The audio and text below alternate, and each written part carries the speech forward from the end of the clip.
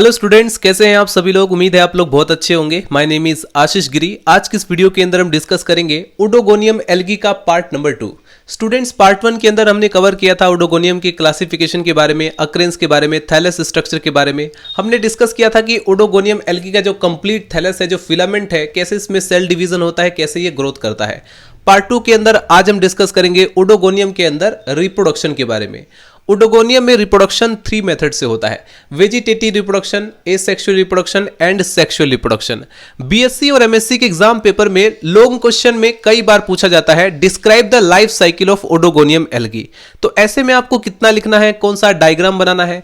इसके बाद कई बार आपसे पूछा जाता है describe the reproduction in Oedogonium algae. तो अगर रिप्रोडक्शन पूछता है तो आपको वेजिटेटिव रिप्रोडक्शन, एसेक्सुअल रिप्रोडक्शन और सेक्सुअल रिप्रोडक्शन तीनों ही एक्सप्लेन करना पड़ता है। कई बार स्पेशली इसका सिर्फ सेक्सुअल रिप्रोडक्शन ही पूछता है, तो ऐसे में आपको एसेक्सुअल रिप्रोडक्शन या वेजिटेटिव रिप्रोडक्शन लिखने की आवश्यकता नहीं है। ऐसे में आप सिर्फ और सिर्फ सेक्सुअल रिप्रोडक्शन को ही एक्सप्लेन करेंगे। कई बार शॉर्ट क्वेश्चन में आपसे पूछा जाता है व्हाट इज एकिनिड्स। एकिनिड्स क्या होते हैं, तो इसके बारे में भी स्टूडेंट्स आप लोग नोट्स बना सकते हैं। शर्त सिर्फ इतनी है कि सबसे पहले आपको समझना है डायग्राम की मदद से, उसके बाद ही आप लोग इसका स्क्रीनशॉट लें या फिर आप लोग इसका नोट्स भी बना सकते हैं। तो चलिए स्टूडेंट्स, वीडियो को स्टार्ट करते हैं। अगर आप लोग प्रीवियस वीडियोस को देखना चाहते हैं, जैसे मैं बात करूं बीएससी फर्स्ट ईयर के स्टूडेंट्स की, तो आपके बॉटनी के फर्स्ट सेमेस्टर में आपका थ्योरेटिकल पेपर आता है microbiology and plant pathology. Students, उस सेमेस्टर से जितने भी वीडियोस हैं आप लोग प्लेलिस्ट के अंदर जाकर चेक कर सकते हैं। इसी वीडियो के डिस्क्रिप्शन बॉक्स में मैं आपको लिंक प्रोवाइड कर दूंगा। पार्ट 1 भी आपको वहीं पर मिल जाएगा। चलिए स्टूडेंट्स, वीडियो को स्टार्ट करते हैं। हेडिंग डालीजिए रिप्रोडक्शन इन ओडोगोनियम।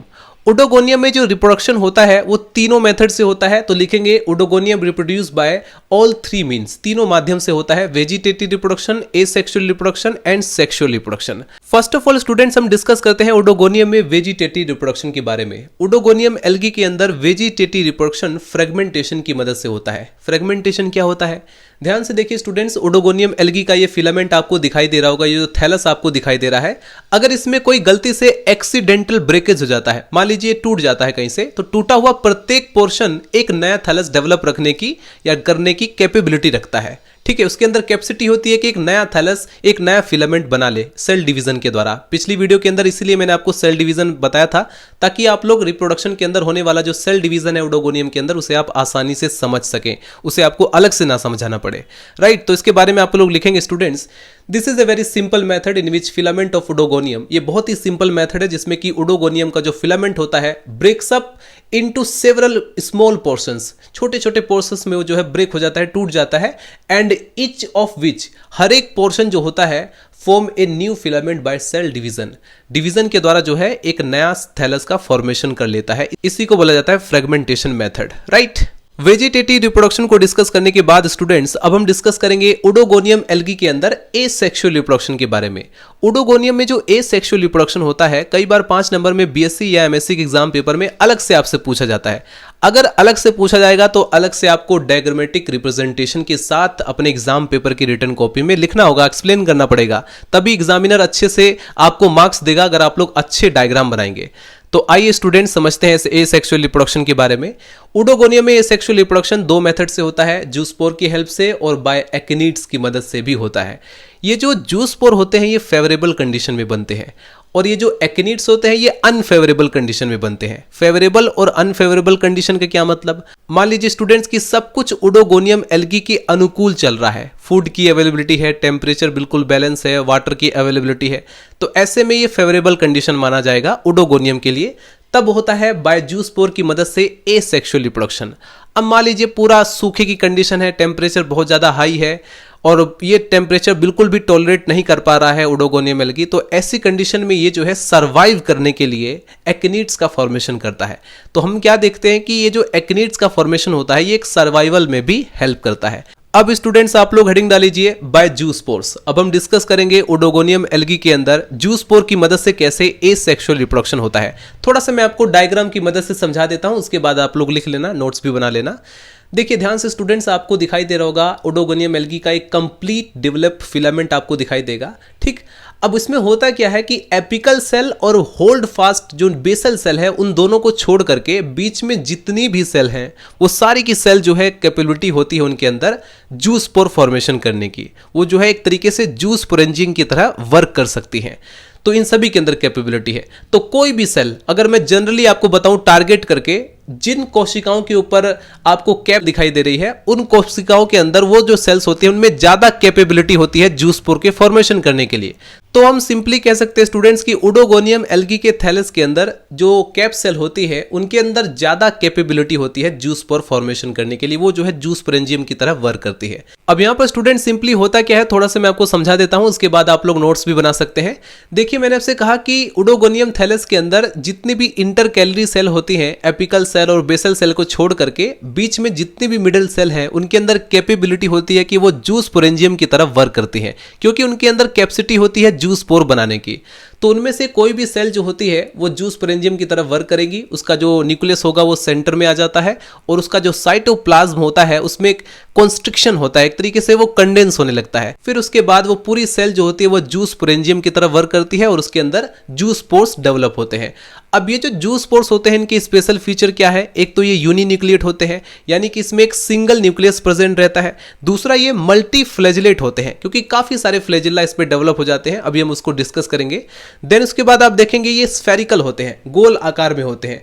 तीसरे नंबर पर एक और इंपॉर्टेंट फीचर है, पेयर शेप के होते हैं, यानी कि नाशपाती के आकार के और स्फेरिकल होते हैं।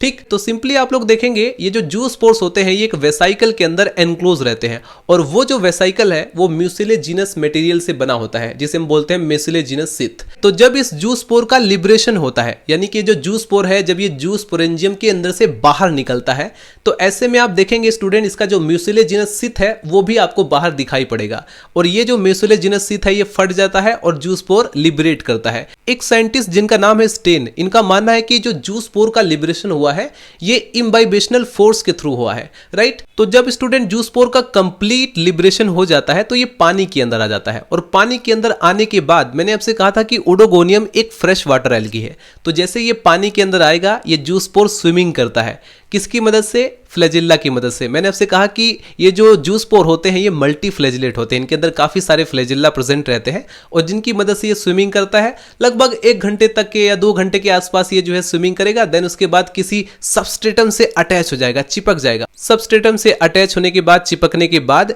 इसके अंदर जो फ्लैजिल्ला होते हैं वो डिसअपियर हो जाते हैं। देन उसके बाद इसमें सेल डिवीजन स्टार्ट हो जाता है, जिसकी मदद से एक नया थैलस ग्रो हो जाता है। ठीक है, बहुत ही सिंपल है। सेक्सुअल रिप्रोडक्शन आपको समझ में आ गया होगा। अब आप लोग यहाँ पर थ्योरी को भी नोट डाउन कर सकते हैं। तो थ्योरी के अंदर लिखेंगे स्टूडेंट्स, एसेक्सुअल रिप्रोडक्शन जो होता है वो जूस स्पोर की मदद से होता है। Asexual reproduction take place by means of zoospore. Zoospore are formed singly in a cell. अगर आप देखेंगे ये जो जूस स्पोर का फॉर्मेशन हुआ, एक सेल के अंदर एक ही जूस स्पोर बनता है, सिंगल फॉर्मेशन होता है। Comparatively younger cell, intercalary cell के अंदर जो यंगर सेल्स होती हैं, जो मैच्योर सेल्स होती हैं, जैसे हम कैप सेल को मानते हैं कि वो ज्यादा मैच्योर होती है, the cap cell behave as sporangium mother cell. ये जो कैप सेल होती है ये ज्यादा मैच्योर होती है, यंगर होती है, यही जो है बिहेव करती है स्पोरेंजियम मदर सेल की तरह। हम इसे स्पोरेंजियम मदर सेल क्यों कहते हैं? क्योंकि यही जूस स्पोर को जन्म देती है, इसीलिए इसे हम स्पोरेंजियम मदर सेल बोल रहे हैं। ठीक है, इसके बाद आगे लिखेंगे students, the zoospores are multiflagellate and ovoid. अगर आप जूस स्पोर की स्ट्रक्चर को देखें तो वो जो है मल्टीफ्लैजिलेट होता है, काफी सारे उसमें फ्लैजिला प्रेजेंट रहते हैं। ओवॉइड रहता है, ओवल शेप का होता है, अंडाकार होता है। और शेप की बात करें तो पायरीफॉर्म और स्फेरिकल होता है, गोलाकार शेप में रहता है। They are uninucleate, single nucleus इसमें प्रेजेंट रहता है, uninucleate with single chloroplast and occasionally with an eye spot. इसमें जो है ओकेजनली आई स्पॉट भी हमें देखने को मिलता है, ठीक है, क्लोरोप्लास्ट के साथ। इसके बाद आगे नोट डाउन करेंगे स्टूडेंट्स, ड्यूरिंग फेवरेबल कंडीशन, जैसे ही अनुकूल परिस्थितियां आती हैं, the zoospore formation begins in a cap cell. Cap cell के अंदर जूस स्पोर का फॉर्मेशन स्टार्ट हो जाता है। फिलामेंट के अंदर जिन सेल के ऊपर कैप प्रेजेंट होती है उन्हीं को हम कैप सेल बोलते हैं। पिछली वीडियो के अंदर मैंने आपको बताया था, उन्हीं के अंदर जूस स्पोर का फॉर्मेशन स्टार्ट हो जाता है। आगे लिखेंगे, the entire protoplast of juice sporangium, यानी जूस स्पोरेंजियम के अंदर जो पूरा प्रोटोप्लास्ट प्रेजेंट है वो कॉन्ट्रैक्ट करता है, उसमें कंडेंस होने लगता है from the wall and behave as unit.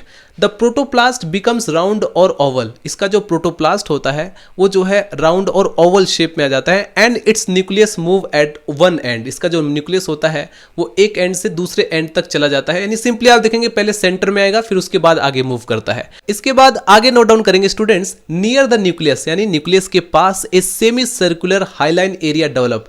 एक जो है semi circular hyaline area develop होता है just below the hyaline area, यानी उस हाईलाइन एरिया के नीचे a area of ring of blepharoplast granules develop. Blepharoplast granules का एक रिंग डेवलप होता है लेटर ऑन, यानी कि बाद में फ्रॉम इच ब्लिफेरोप्लास्ट ग्रेन्यूल, यानी कि हर एक ब्लिफेरोप्लास्ट ग्रेन्यूल से सिंगल फ्लैजिलम डेवलप्स। एक जो है सिंगल फ्लैजिल्ला डेवलप होता है। Thus a crown of flagella is present around the colourless semi circular area. उस कलरलेस सेमी सर्कुलर के एरिया में हमें एक फ्लैजिल्ला का क्राउन, एक मुकुट की तरह हमें देखने को मिलता है। अभी आपको ये जो जूस पोर्स आपको दिखाई दे रहा है ये बिल्कुल सीधा इसमें आपको फ्लैजिल्ला दिखाई दे रहा है, बाद में उल्टा हो जाता है, ठीक है। और जब ये होल्ड फास्ट चिपक जाता है तो ये फ्लैजिल्ला भी बाद में डिसअपेयर हो जाता है। आगे नोट डाउन करेंगे students, the fully developed zoospores are liberating by the breaking the zoosporangium wall. पूरी तरह से जब जूस पोर डेवलप हो जाता है तब उसका लिबरेशन स्टार्ट होता है। और मैंने आपसे कहा कि एक साइंटिस्ट जिनका नाम है स्टेन, उनका मानना है कि जो जूस पोर का लिबरेशन होता है ये एक इम्बाइबेशनल फोर्स के थ्रू होता है, ठीक है।